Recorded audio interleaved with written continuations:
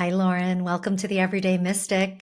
I am so glad to be here. Looking forward to this conversation. I am too. I always love connecting to other people who consider themselves everyday mystics. So tell us a little bit about what that means to you to be a mystic, to be connected in this way. Hmm. Well, I think at the heart of our humanity, I'm going to say that again, at the heart of our humanity is our divinity and our connection to whatever it is that we call sacred. And for me, that connection is how I move through the world. And the mystical understanding of that we're all connected, that there is something that is far more mysterious than we can even imagine that's at work here. And our tuning into that, for me, is that's the only way I know how to move through the world. And every day is an opportunity to go deeper and deeper and deeper into it. Yes.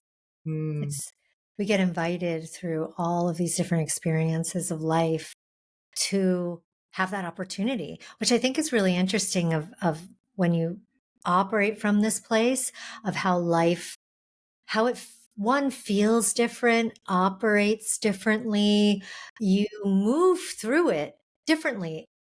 Our human selves aren't different, but it's the intention or that place from which we move from. Yeah, yeah, I like to call it my spiritual center, right? And that I keep going back to that always, that connection is paramount for me. In every moment, I like to say, you're on a spiritual path, whether you know it or not. It's called life, right? Right.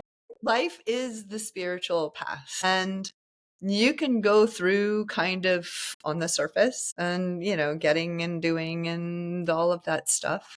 Or you can go into the mystery, which is the awesomeness that you're alive at all. And that's really where I come from is I go back to that. My practice is every morning I go outside and I just am outside for a few minutes looking. It might be sunrise, it might be raining, it might be snowing, it doesn't matter, right? And just wow, the fact that any of this exists and the fact that I exist and can witness this blows my mind. And that's where I have to start from all the time. I have to start from there. What a beautiful baseline. Yeah, it's what I call the wow factor, right? Yeah. It's just the wow factor. It's like, wow, and that's that. If you look at all of our great wisdom and faith traditions, at the root of it is wow. Mhm. And that's where we have to go, because from there everything becomes sacred. This thing we call life that just kind of looks like, yeah, I got to do this and I've got the to-do list and I've got to, da da da da da. Suddenly it all becomes sacred. Did you always operate from this place? No. No, I don't think so. I mean, I've always operated from a place of an awareness that there was something more. I was raised in a religious community, in the sense of I was raised Jewish. I went to Episcopal school, so I was in chapel every single day. And I had a housekeeper, nanny, caretaker who was the pastor of a Hallelujah, Can I Hear You Say It, Testify, and Born Again church, right? So I was in a religious environment. And unlike some people, I never got the hard stuff. I just got the really good stuff. So yeah, so I grew up in a culture of religiousness, we'll put it that way, right? A culture of religiousness. And the beautiful thing was that it was during a period of time where interfaith and interspirituality, although we didn't really have that term so much, but interfaith, like it was very ecumenical. So I kind of got the good stuff. I got the joy and the connection and the community. And I know a lot of people have been really traumatized by their, religious upbringing or the religion of their birth and the church and all of that stuff. But for me, I didn't get that. I got invited into mystery. and I probably didn't have the language for it. But then from there, I went off into mysticism, and I went off into the Eastern traditions, and I went off into, all kinds of exploration. And I've done that my whole life. But did I have that orientation that it's really about the awe? Probably not until maybe a decade ago, Until it hit. What was it that hit for you about a decade ago? That's a really good question. I think it's age, partly, right? Yeah. Some of it was getting older and noticing that, like, I'm on the downslope. Once you hit 50, you're sort of on the downslope, and that this could pass like that. It could have been also a combination. I've had two near-death experiences that kind of brought me into an understanding that this is pretty amazing and it's not going to last. And so that orientation towards awe, towards how does this even, we don't even know. We don't know, you know? We have all kinds of theories. Well, we don't know. And just being able to be like, you're right, I don't know. I have no idea. Isn't that cool? If we had all the answers, life would be pretty boring, wouldn't it? Super boring. Super and it's like just being in that I don't know. And I also work as a hospice chaplain, so I work with people at the end of life, and I get these questions all the time, and I'm like, don't have the answer. I don't. Like, what does your faith tell you? There's lots of different versions. I can't tell you what's the right version or not. I really can't, but I'm willing to explore it with you. In that environment, in the hospice environment and being with people at that critical transition, Hmm. what's been the thing that stood out for you the most as I guess the most awe-inspiring thing for you to have witnessed or experienced in that moment with your patients? There's the moment of death itself. There's life, and then there's not life. And how does that happen? How do we go from life to not life, or not life to life? Because the same is true at the other, the previous end, Hmm. right? How do we go from a cell, or not even, to life? How does that happen? And we can explain it biologically, but that's only one part of it. Only one part of it. It's like, okay, yeah, but how does that happen? Right. And how did it originate and what, right.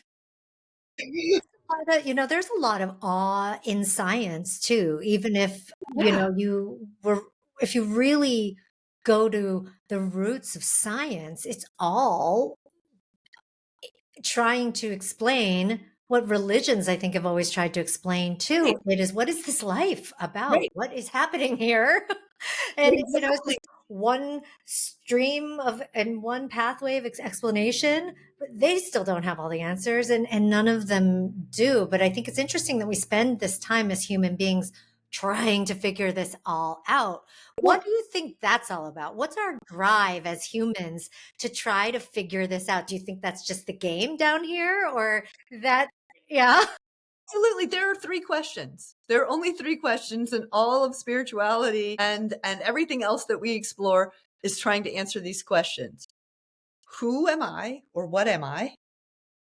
What's going on here? And how am I supposed to live in relationship to them? And I think that we have an urge, because something in us knows it isn't just this. When we go into that philosophical place of it's just this, it can get really nihilistic. And I think that as humans, we're not comfortable in that nihilistic place. Like, fine, you live and you die and poof, it's all over. I think we have an urge. We have an urge to know. The human desire to connect, to understand is built in. I think it's just part of being human. So do you think then that God gave us this consciousness, or that source or creator gave us that consciousness? It depends on how you define God, right? Whatever it is that you call that thing that is a thing or not a thing, however you see it, right? Um, but If we wouldn't have it, like, I mean, where else would it have come from? Mhm. And some would say that consciousness itself is proof that there is something that maybe it's a thing, maybe it's not a thing, maybe I like to think of it as a verb. It's a process, right? It's always a process. And I can't really go further than that other than to say the fact that we have it means something. What have you figured out for yourself that it means personally? I think for myself, again, I go back to the mystery, which is at the root of mysticism, same Yes. same root, right? You know, um, I go back to the mystery in the sense that this is amazing. It's amazing and mind-blowing and there's no way that I'm ever gonna understand it. I might get glimpses, maybe, or what I think are glimpses, but for myself, I think I've just understood that there's more going on than meets the eye, right? And I'm fascinated by it, utterly fascinated. Has it helped you live a more fulfilling, what you would consider, if we're comparing apples to apples, a more fulfilling, happy, joyful life?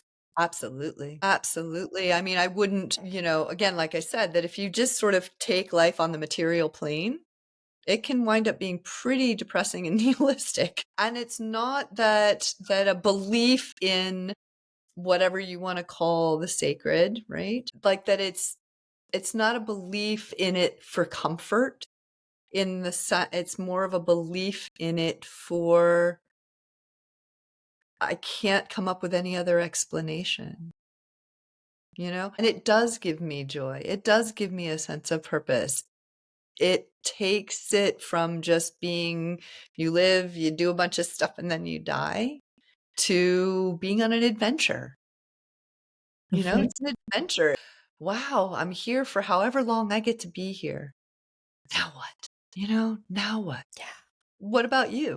It's yeah, the journey is that, utilizing that term is I know overused, but it is so descriptive and so correct to say that we're on a journey, which is an adventure, which is life itself, and we have this opportunity to live into it in the whatever way we choose. And so that's also exciting that we get to choose what and how we live through this experience. We could get handed a shitty deck of cards, live through that in the most majestic and beautiful way, or not. Right? And we get to choose that. And we could also get handed, everything on a silver platter and completely just live out the worst existence through that. And I'm not just talking about a material silver platter, but all the right circumstances and loving family, whatever it might be, Right, right. and still yet not get to this place of every day is this awe-inspiring set of moments that we get to live into and be with and just squeeze all the juice out of. So to Yeah. get to there, to me, is the path of the mystic. It is the path of living into this divine mission when we come here on this earth to allow spirit to feel itself and to feel into experience and to be that channel through which God, creator, source gets to live into all of this. Like what an incredible purpose for Mhm, us mhm. here to be that channel, and to waste it seems wasteful. I'm not saying it's wrong, but it just seems like a waste of time. Yeah, yeah. I mean, you're given this incredible opportunity. What are you gonna do with it? Like really, what are you gonna do with it? And again, I spend a lot of time with people at the end of life, and what they are more focused on, up to a certain point is, I don't have a lot of time left. And oftentimes it's like at that point that people realize, oh my gosh, this is precious. Everything becomes precious, right? And why should we wait until we get to that point? Mhm. I mean, I get oftentimes, sometimes, what I hear from people is I wasted my time, which is heartbreaking. It's just heartbreaking, to get to the end of your life and say, "I wasted my time. I missed it. I Yeah. missed it," right? And that is really the point of a spiritual practice or spiritual life is to tune you in so you don't miss it. Right. So you don't miss it. To be fully present in Uh, every moment. mhm. I think a lot of people think spirituality is about what happens at the end after. Like what once once you do die, what happens then? And they think that it's all about doing specific things here and now so that we have a better outcome then. And that seems very twisted to me. Twisted, right? And it's not what mystics talked about. None of the mystics ever talk about that. They talk about here and the connection we have with whatever you call sacred that manifests in In everything, us. Yeah. in every moment. It's here, Yeah. it's here. And that is, I think that's our task. And, we hear it in sort of contemporary spirituality, mindfulness, mindfulness, mindfulness. Like, okay, well, that's just like, that's the practice. That's step one. It's really step one. It's not just about being present here, but it's about what you're experiencing when you're present here. Because you can be really present and be miserable, or you can be really present and be present to the mystery. You get a choice. As you said, you get a choice. What are you I mean, you already said stepping out and being outside.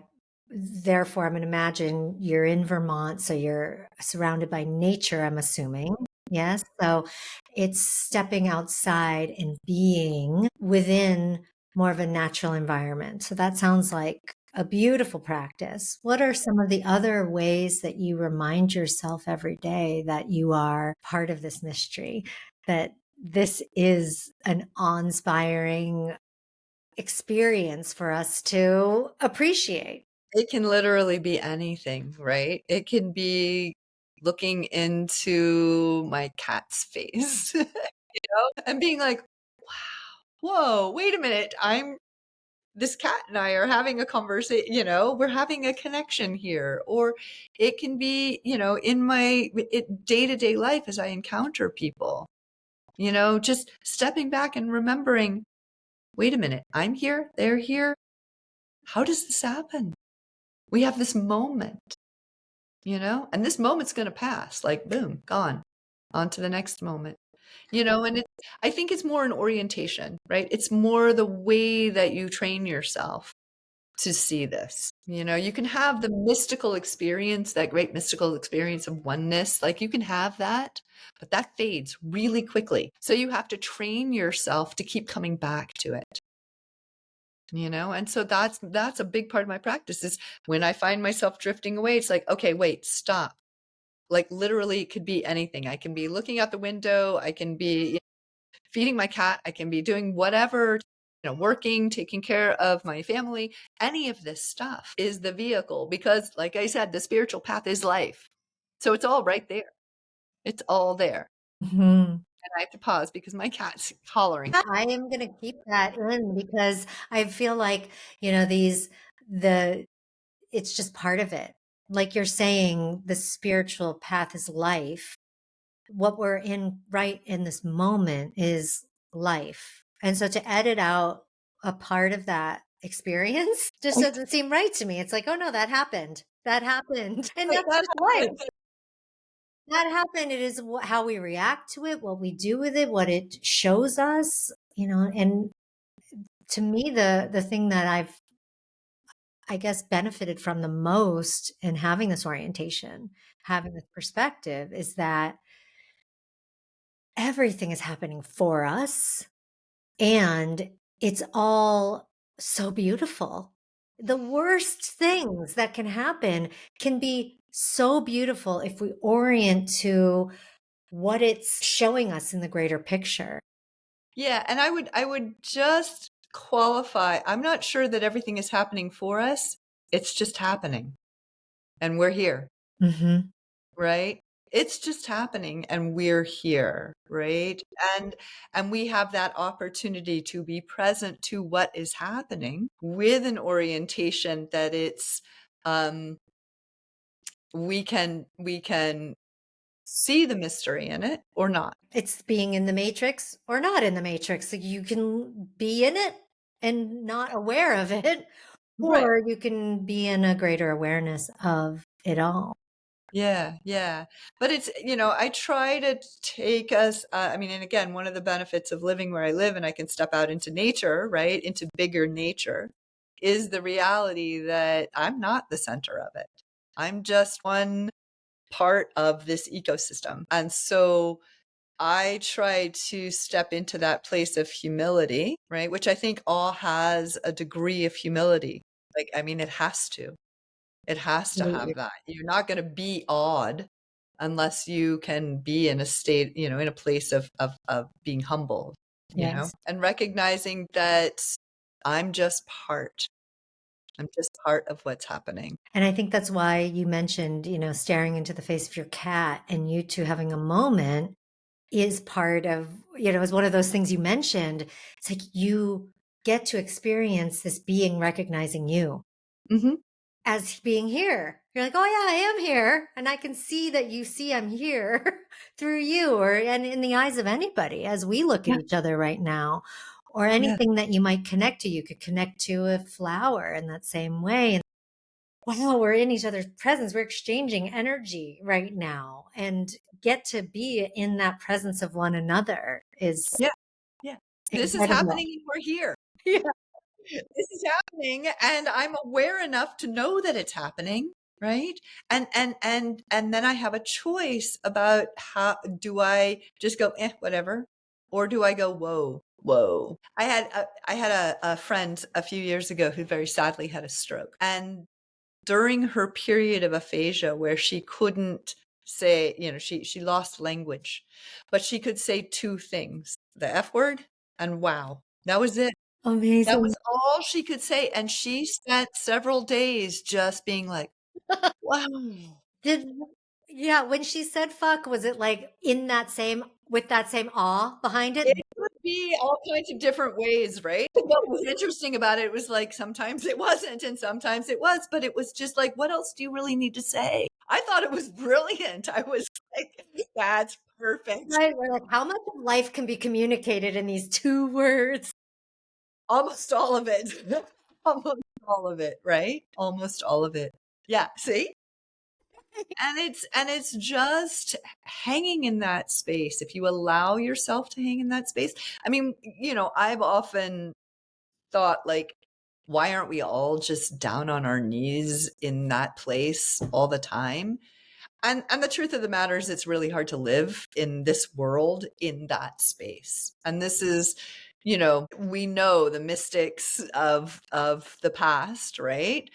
They didn't, they couldn't live in this world and in that space. And they chose that space. Our challenge as everyday mystics is how do we live in that space and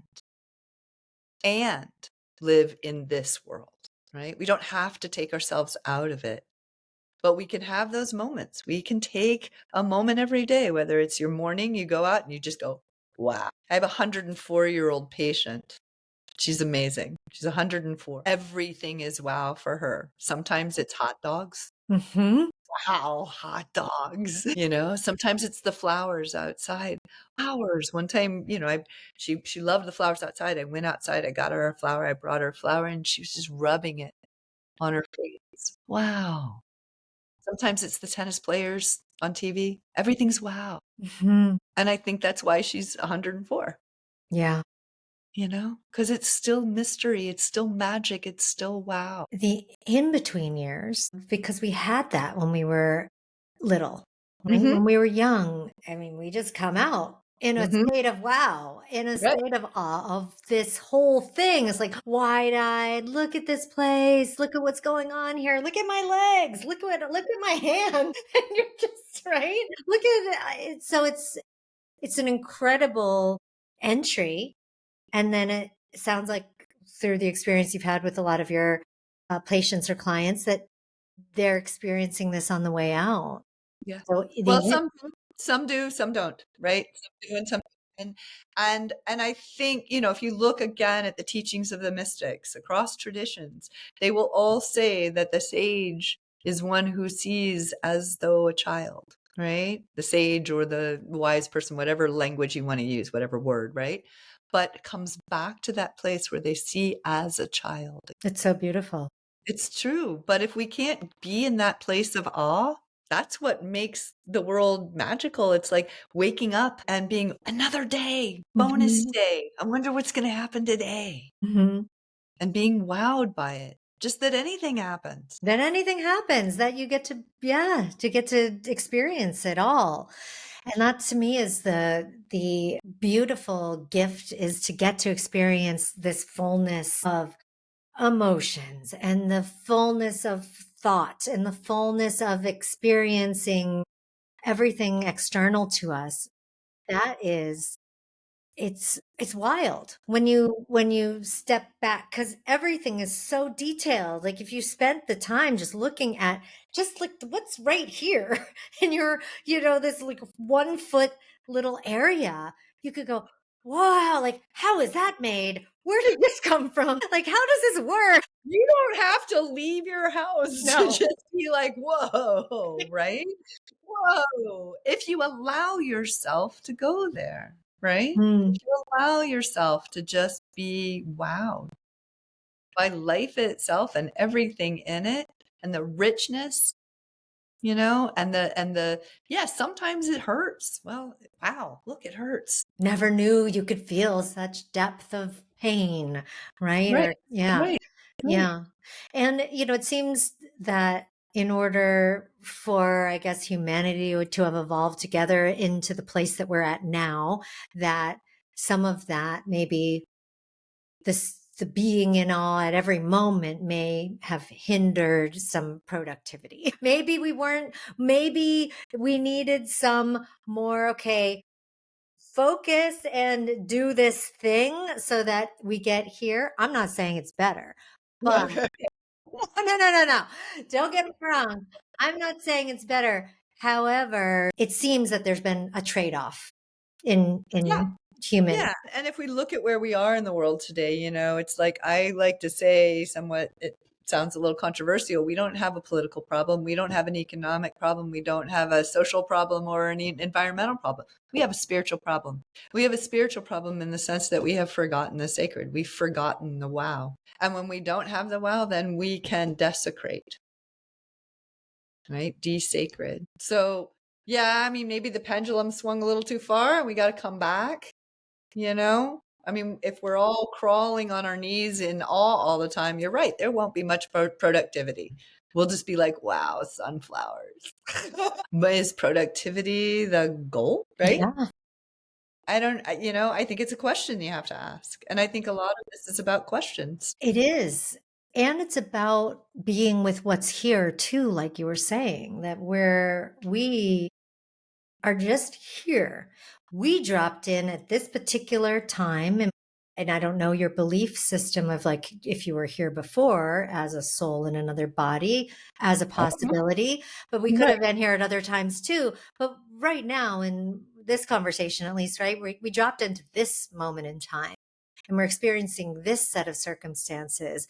And it all seems so crucial to if you don't have an external perspective outside of that, Hmm. or this human in this body, then you don't necessarily see even your own connection to the whole of the experience, right? That, just like you said, we're just this one piece of this, not just this one life, but this one piece of this whole fabric of the universe and all time and all things that have passed and all things that are to come.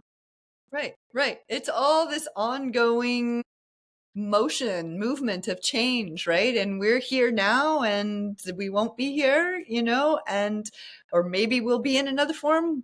Who knows, right? We don't know.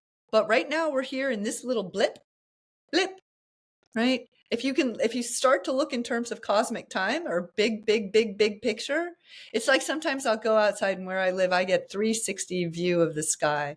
So on a clear night, I can see the Milky Way. I see, you know, like thousands of stars. And sometimes I have to remind myself that what I'm looking at is three-dimensional, that I am looking into an unfathomable depth. And I'm about, and we have to remember that. We have to remember that in this bigger scheme of things, there's so much more going on than we know. How do you spend your days so that you, outside of the practices that remind you of this, you move through life and you produce things and do things and live things. And so, what are some of the other things that you're spending time doing that still connect you and that spirit's running through you and you're creating, but maybe creating through spirit? Yeah, well, in a couple of ways. I mean, A, I'm a writer, and B, I'm also a ceramic artist, right? So, when I'm writing, it's oftentimes just, it's coming through, right? When I'm in the studio with my hands in clay, it's just coming through. And it's being open to that, that movement, that mystery, going, whoa, look what I just made, Yeah. or, or wow, I didn't know that's what I was thinking, but somehow that came through on the page.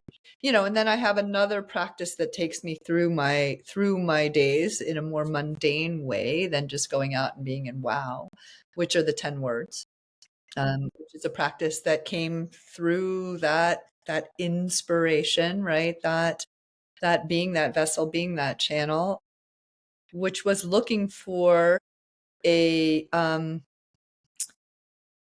a framework, right? Because one of the things that I discovered in my decades of searching and spending time in all these different religious traditions and being ordained and all of this stuff, right, is that at the mystical root, we're all saying the same things. We have different words for it, different language, different doctrines and dogmas that have built up around it, right? But we're all saying the same thing. And I had gotten to a point in my own spiritual life where, sure, I could do my yoga and I could do my Tai Chi and I could go do a drum circle and I could do my chanting and blah, blah, blah. I had all these practices, right? Do my meditation.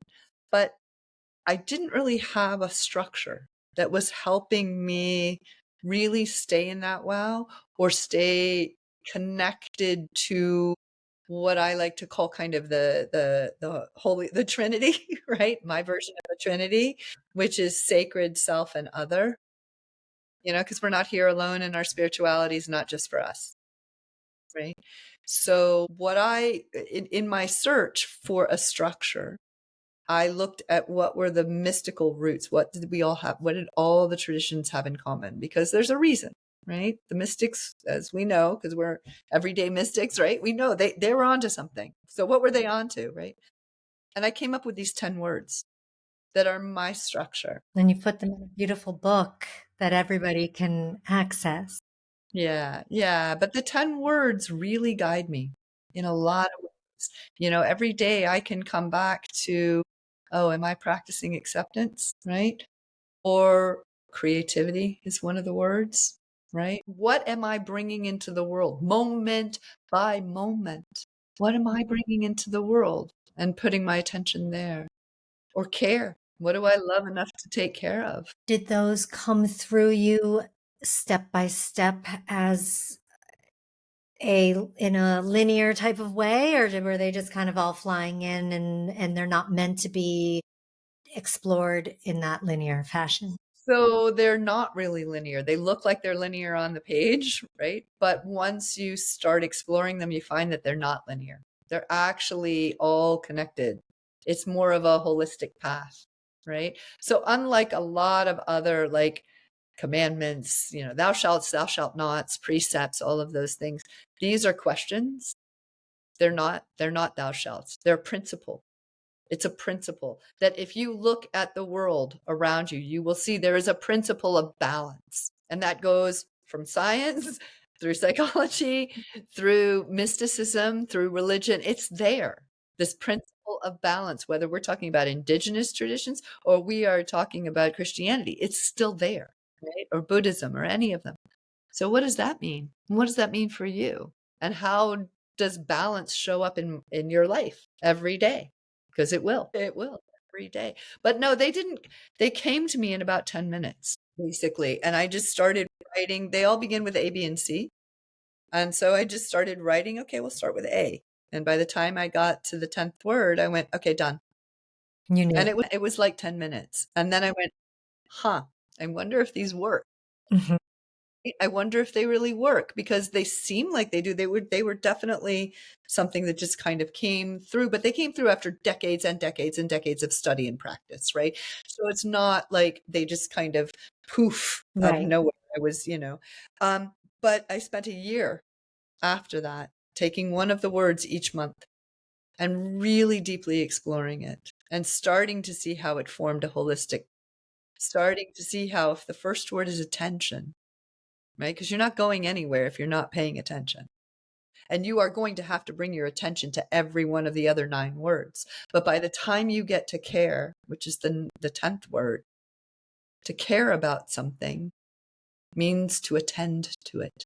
So it's just puts you right back. Yes. It just puts Beautiful you right cycle. back.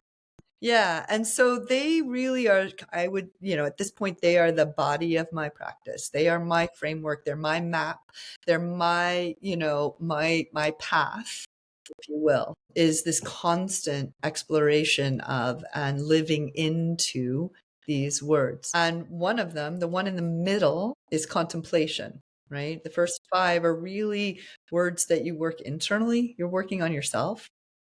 Contemplation helps you see the big picture, right? And then the last words are the ways that then your relationship, remember my triangle, right? Sacred, self, other, move out into other, into how you move out into the world, and how you take your spiritual center, your everyday mysticism, and put it into action in the world.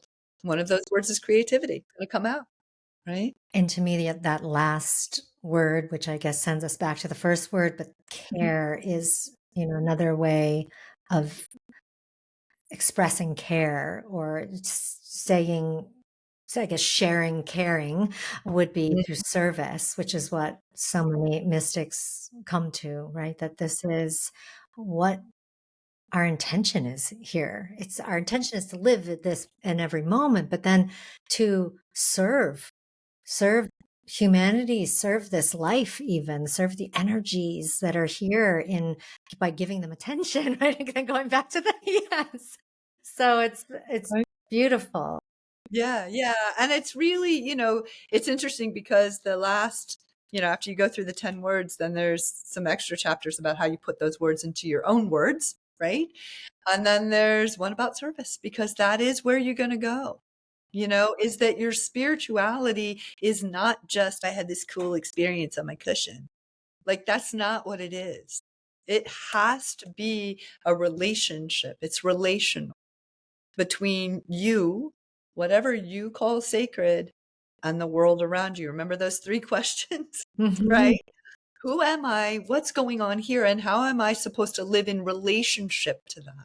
And service is, you're going to get to that point where everything you do, you're either in service to it or you're not, And if you're not, then we fall into the trap of being used in service of other things, right? So I think that this is uh, all of this beautiful pathway to our own. Um, and again, I know it's not this self-centered ownness, but this oneness of connection to all, that we get into that place of self-empowerment through that connection to all, so that then we can serve all. So we just it's this like absorption experience, really, rather than a separation, right? There's no duality anymore. We just that's what become all that. the mystics, that is what all the mystics will tell you.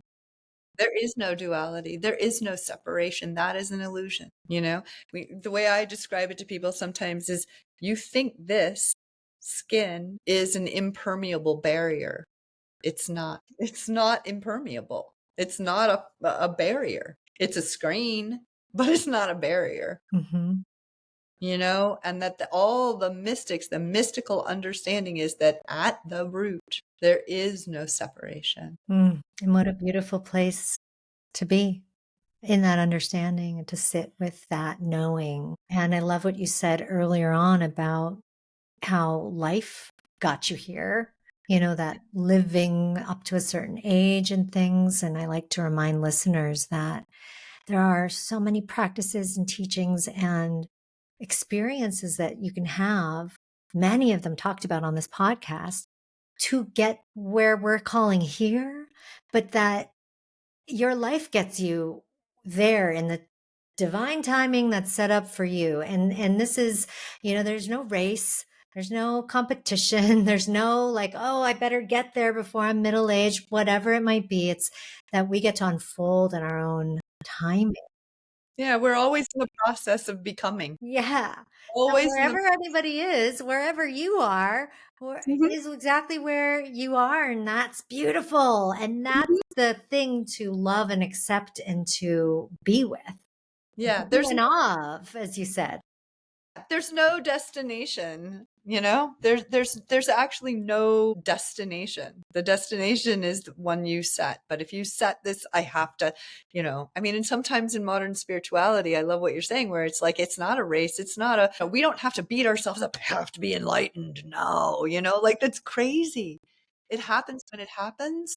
It happens in divine timing. I like to say we're on a need to know basis. Mm. When we need to know, we'll know. Hmm. Yeah. But you're not going to know until then. Yeah. And no amount of trying to force it by doing, pushing yourself into these spiritual practices, is going to get you there. It's really not. There are things that will get you there, that will help get you there. Practices of paying attention. All spiritual practices are really just practices training you to pay attention. But it's, what are you paying attention to? Yep. Paying attention, contemplation, being kind when you just don't feel like it.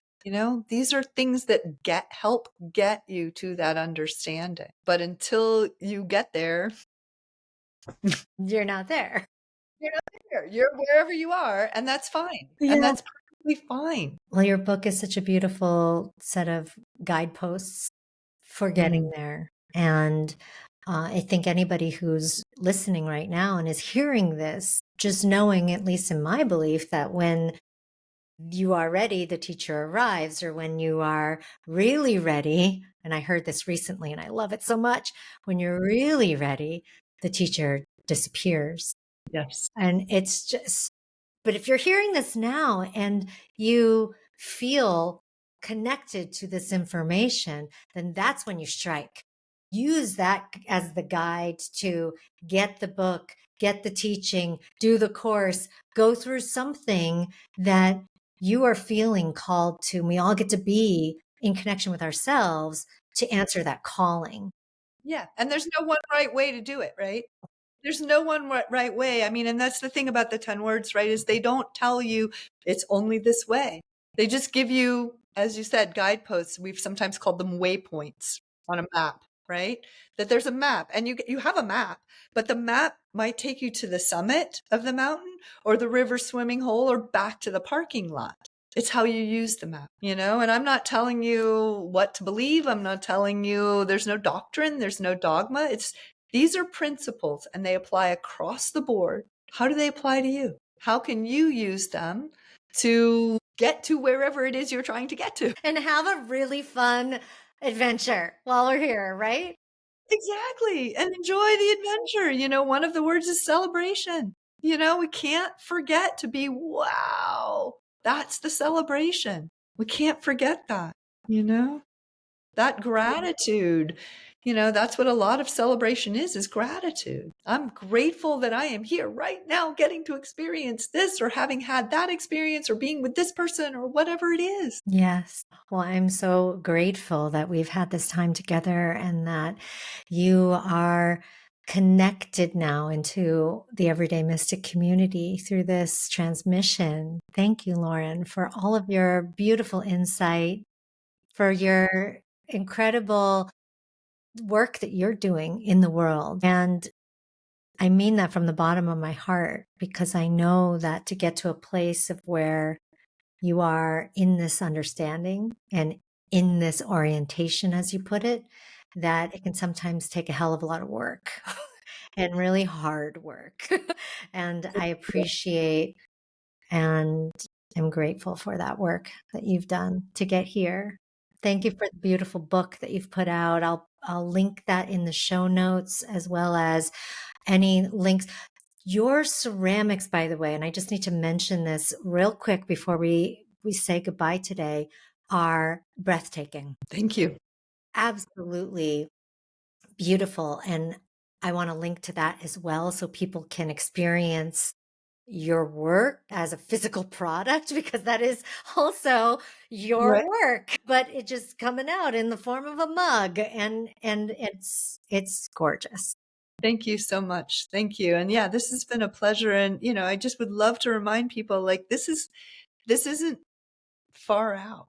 It's right here. It's literally shifting the lens a little bit to be in that place of wow. It's that's the mystic. That's the everyday mysticism right there. And thank you for helping people find that everyday mysticism for themselves. I really love what you're doing. Thank you. Thank you, Lauren.